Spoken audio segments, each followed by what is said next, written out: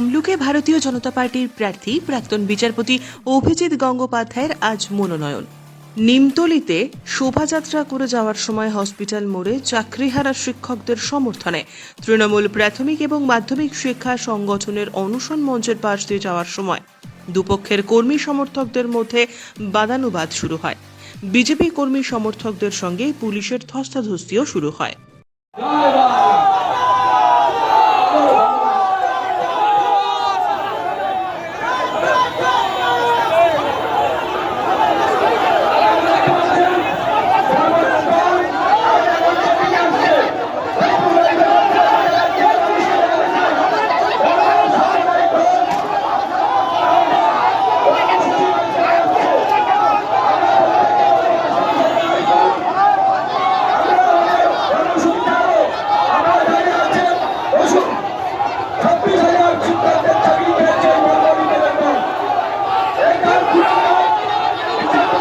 Bureau report, উত্তরের প্রহরী।